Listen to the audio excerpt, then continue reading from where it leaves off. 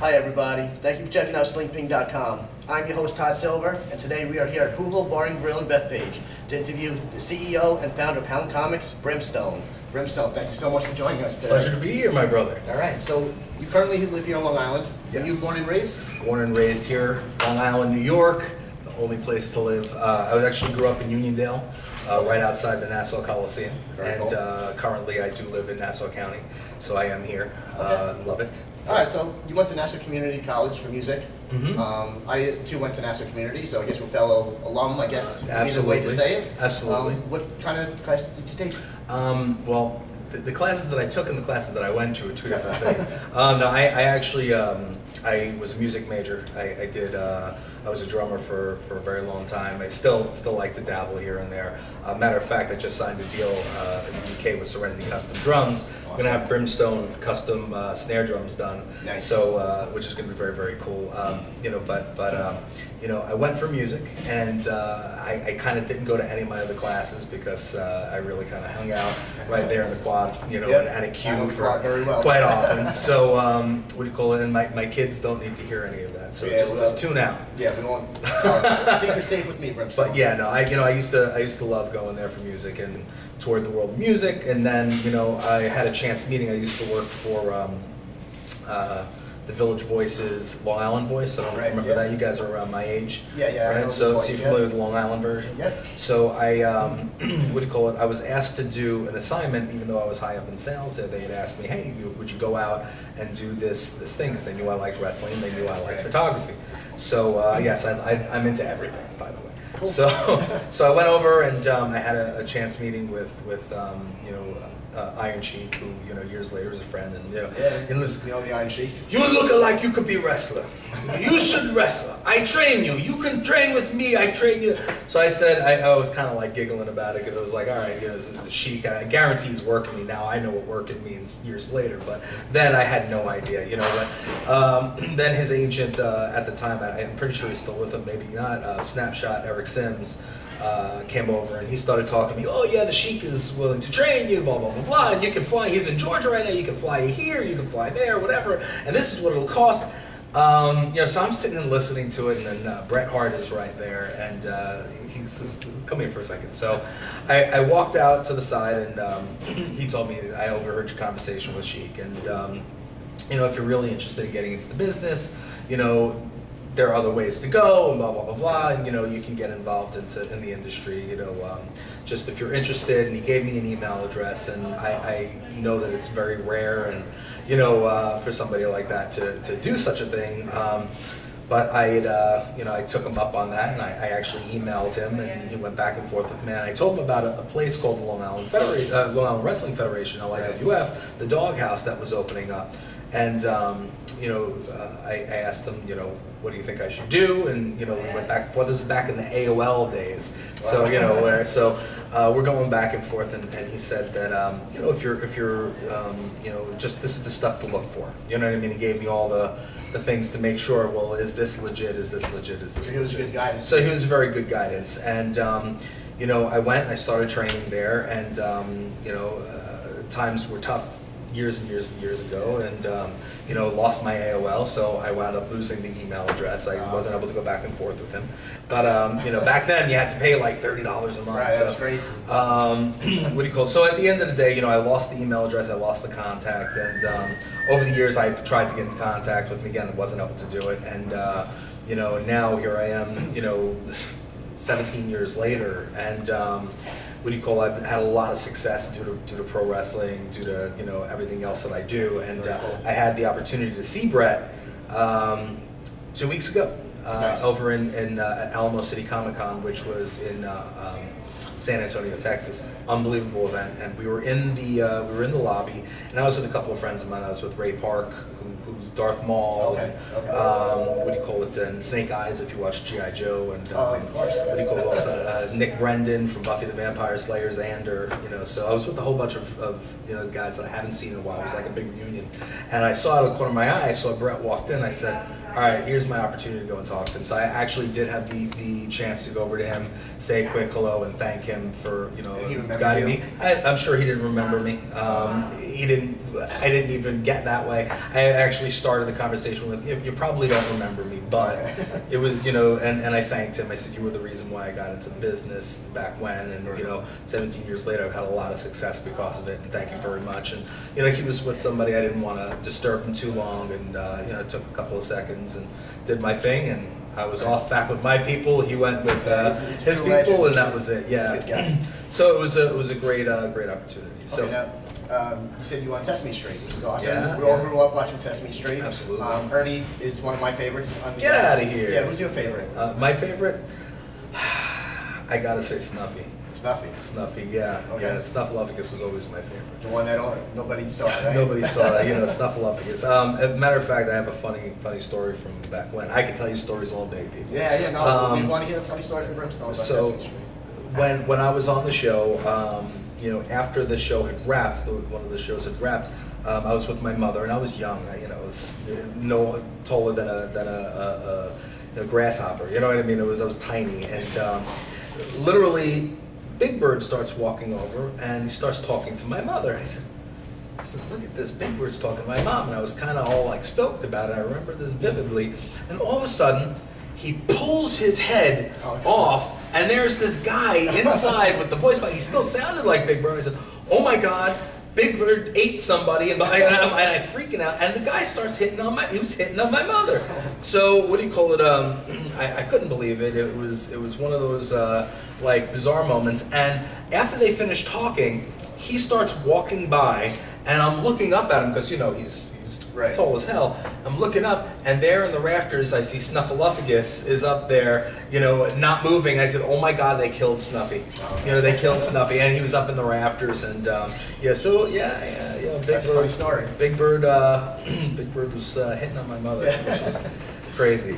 All right. Now, currently, you are the CEO and founder of Pound Comics. Yeah. How's that going?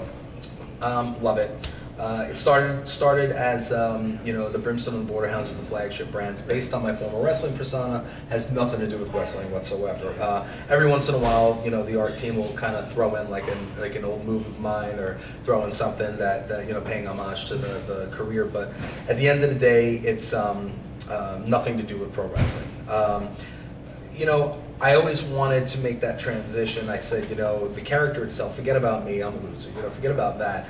The character itself is, something that could be something much bigger and much broader, as well as the fact that, after wrestling and after, you have to continue to rebrand yourself and continue to build. So I figured the best way to do that was to go into doing comic books, because the character itself can become, much more, it can become massive.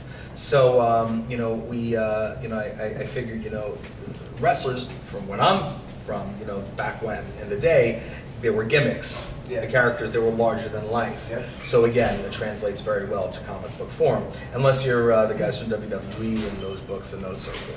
But we didn't say that. What do you call it? But no, it is not a wrestling book, people. So as you can see. Yeah, what do you have for us? This is actually the current issue of Brimstone and the Borderhounds. This is issue number 8. We actually touch on the Project Meridian Foundation, which is one of the foundations that I'm a celebrity spokesperson for. It's anti-trafficking in children.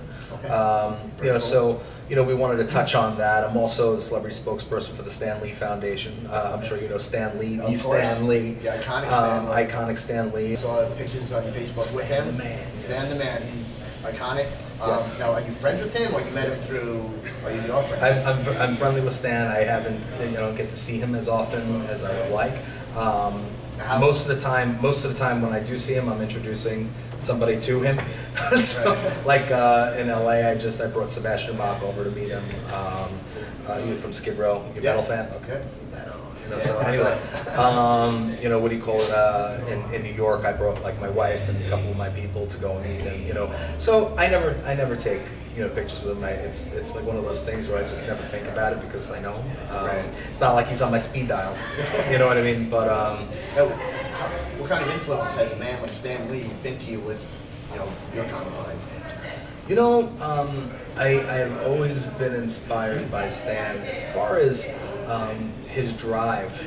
Even now, when you watch him at almost 91, you know, seeing him at these events, the way he moves, the way he interacts with his fans, the way he still goes, that's a big influence. Not necessarily on the comic book side, on the entertainer side, on the, you know, spotlight side. You know what I mean? Yeah. I've taken a lot of hints from him and how he interacts with his fans and how he kind of does his thing. I mean, unbelievable. And when we're talking like iconic, he's got lines like you wouldn't believe, you know, and he's just going and going and going, and it's crazy. So, you know, Stan is a very, very cool guy. Next time you see him, tell him, you know, us at Swing Things, say hello. I will see him in Austin.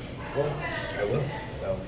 But anyway, yeah, so the natural progression was to go into comic books and, you know, kind of build out the characters. So we started out with a 4-part series, and you know, it was so overwhelmingly successful that we wound up taking it and rolling with it further. We launched in Borders Books in 2010, October 31st. And then, what do you call it, since Borders was closing, we pulled from Borders and then relaunched January 11th, 2011 in Barnes & Noble, and then went nationwide, then went worldwide. Shortly thereafter, we kind of fell into becoming a corporation. We're like, things are getting pretty big, and then a bunch of our friends had actually said, hey, can we, you know, work with you? So I said absolutely, and we started signing people on, and you know, now we have over 40 different creator-owned projects under Hound Comics Inc., Hound Entertainment Group. Some are, you know, some from upcoming artists, some are from well-established artists and writers from Marvel and DC and so forth, and some are celebrity-driven. So things are looking up for. Oh yeah, man. We've been doing tremendously. Hound has been picking up so much steam. It's fantastic. You know, we have our kids books. We have the Border Pup series, as you can see. You know, we've got everything. You know, while we're on tour, we do celebrity food reviews called Food Hound Tidbits. So anywhere you are in the country, you want to go get something good to eat, you just pop in Food Hound Tidbits and see where we're at. You know what I mean? And you'll see what restaurants are the best restaurants to check out in the area. What do you call it? You have some stuff for us. Yes, I do. Now see, this is actually just a little sampling of our sauces and seasonings. We have sauces, seasonings, and salsa all branded, either the Brimstone brand or the Food Hounds brand. You know, everything from a sweet teriyaki, awesome sauce. This is truly awesome sauce, people. It is an award winner. And I got something for you to taste. All right. This is like a 5-time first place award winner.